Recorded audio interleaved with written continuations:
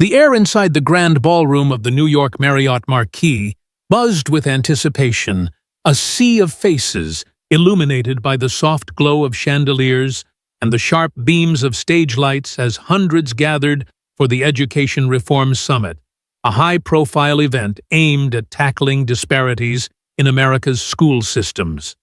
At the center of the stage stood Representative Alexandria Ocasio-Cortez, known to most as AOC, her voice ringing with conviction as she addressed the crowd.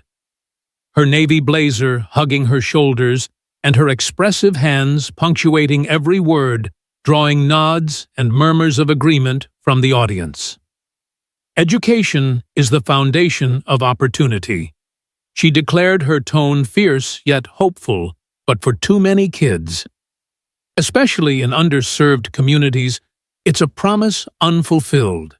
We're here to change that, to demand equity, to build a system that lifts every child, no matter their zip code. The crowd erupted in applause, a wave of energy rippling through the room. Teachers in the front rows clapped fervently, their lanyards swinging, while students in the back held up signs reading, "Fund Our Future." Cameras from MSNBC and local news outlets zoomed in, capturing AOC's intensity, her dark eyes scanning the audience as if inviting each person into her mission. The room felt alive, united in purpose, and for a moment it seemed nothing could derail the momentum. Then, from the press area near the side of the stage, a figure emerged, unscripted and unexpected. Tulsi Gabbard, with her poised demeanor and calm presence, stepped into the aisle, her appearance as startling as a sudden chord in a quiet song. Whispers spread like wildfire, heads turned, and phones were raised, their screens glinting in the dim light. AOC paused mid-sentence, her brow furrowing as she registered the interruption. The crowd's energy shifted, curiosity mingling with confusion. Gabbard, unfazed by the hundreds of eyes now fixed on her, raised a hand in a respectful gesture, as if she'd just entered a thoughtful discussion. "Representative," she began, her voice steady and sincere, carrying a tone of genuine respect that cut through the room's hum. "I couldn't help but overhear your passion for equity. Mind if I add a word or two?" Her tone was composed, almost collaborative, but there was a quiet determination in her eye that suggested she knew exactly the value of her contribution. The audience stirred, some chuckling at her boldness, others murmuring in disapproval. A young woman in a red scarf whispered to her friend, who let her in, while a man in a tweed jacket leaned forward, intrigued. AOC's expression hardened, her lips pressing into a thin line. She gripped the podium, her knuckles whitening for a split second before she regained her composure. "Senator Gabbard, wait." "Actually, former Representative Gabbard," she said, her voice steady but laced with steel. "This is a forum for solutions, not surprises. You're not on the program." Her words drew a smattering of applause, mostly from her supporters clustered near the stage, their faces a mix of admiration and defiance. But Gabbard didn't flinch. She took a small step forward, still in the aisle, her hands now clasped in front of her like someone ready to engage in meaningful dialogue. "I don't mean to ruffle feathers," she said, her smile warm and unwavering, "but when I hear talk of fixing schools, I think folks deserve to hear. All sides, don't you?" The question hung in the air, and the room seemed to hold its breath. A few audience members nodded instinctively, drawn in by her approachable charm, while others shook their heads, sensing a challenge to AOC's authority. The tension was palpable. A tight rope stretched across the ballroom. AOC leaned into the microphone, her gaze locked on Gabbard. "Senator, if you have ideas, there's a process. Sign up. Get on the list like everyone else. This isn't a free-for-all." Her voice was sharp, cutting through the murmurs, and the crowd responded with louder applause, especially from a group of teachers waving signs that read, "OC for Equity." But the mood was fracturing. A middle-aged man in a polo shirt stood up, calling out, Let her speak! His voice was drowned out by a woman near the stage who shouted, "No stick to the program."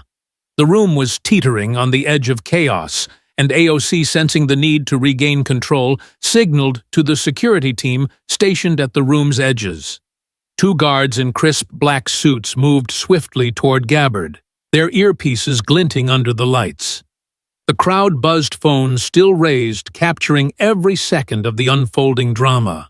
Gabbard, standing calmly in the aisle, seemed almost serene in the face of the approaching guards, her face reflecting a quiet confidence, as if she'd faced far greater challenges with the same poise. She raised both hands, not in surrender, but as if asking the world to pause and reflect.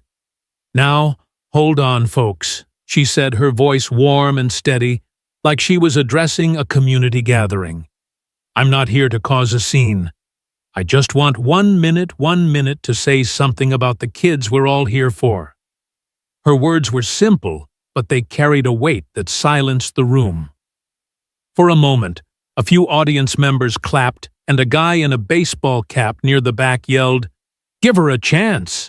But others weren't convinced. A young activist in a denim jacket stood up, her voice sharp. "This is AOC's event. Get her out!"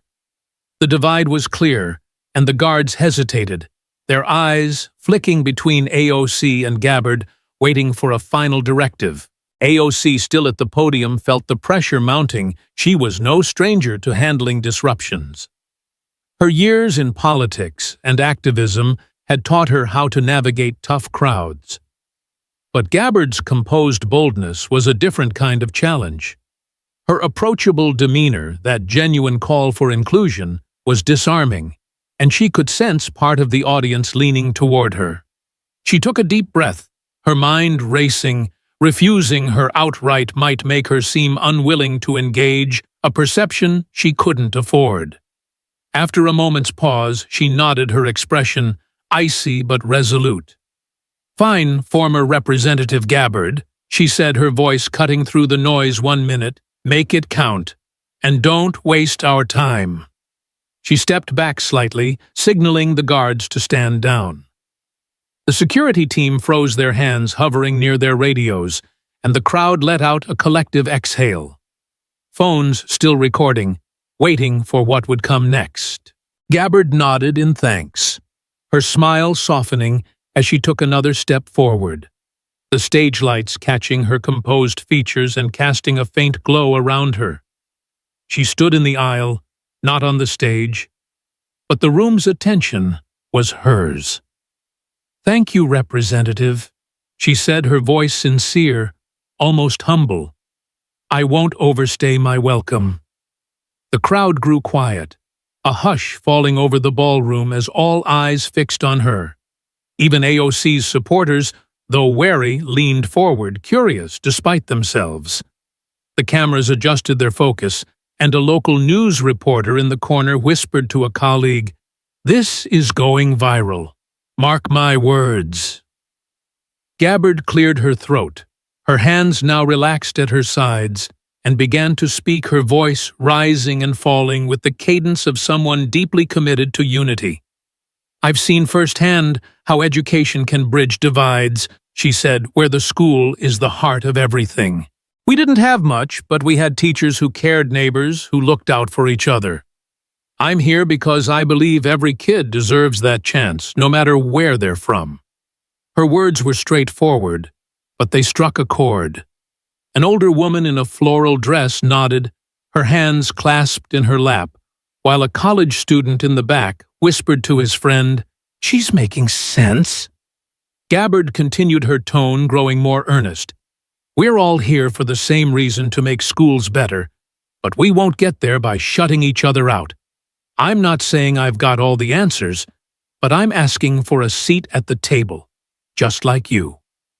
She glanced at AOC, then back at the crowd, her eyes sweeping the room as if inviting everyone to join her in this shared vision. The applause started slowly, a few claps from the center of the room, then spread, growing louder as more joined in.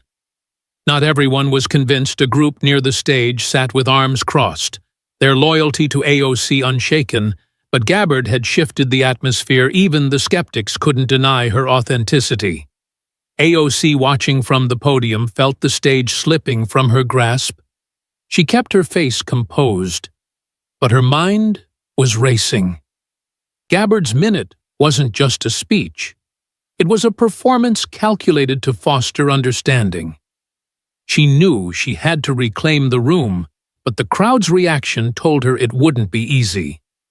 A young teacher in the front row stood up, clapping for Gabbard, then caught herself glancing at AOC with a sheepish look. The applause grew, and a man in a suit near the aisle called out, "That's right, let's talk." But another voice closer to the stage countered, "No, AOC, keep going." The room was a mosaic of opinions, and Gabbard, still standing in the aisle, seemed to embody a bridge, her smile subtle but unmistakable. The guards, now relegated to the background, exchanged glances, unsure whether their role was over. A reporter from a local station typed furiously on her phone, sensing a headline, "Gabbard steals spotlight at AOC's Education Summit." AOC stepped back to the microphone, her voice calm but sharp. "Thank you, former Representative Gabbard, for your input," she said, choosing her words carefully, "but we're here to talk about real solutions, funding, access, equity, not just words." Her supporters clapped, their energy returning, but it was clear Gabbard's brief moment had left a mark. The crowd was still buzzing, some chanting AOC, while others murmured Gabbard's name. The ballroom, once united in purpose, now felt like a battleground of ideas, with Gabbard's unexpected arrival as the spark. She stood there, her presence a quiet invitation to dialogue. The stage was set for a clash, not just of policies, but of perspectives, and the audience, both in the room and watching through countless phone screens, knew they were witnessing something unforgettable.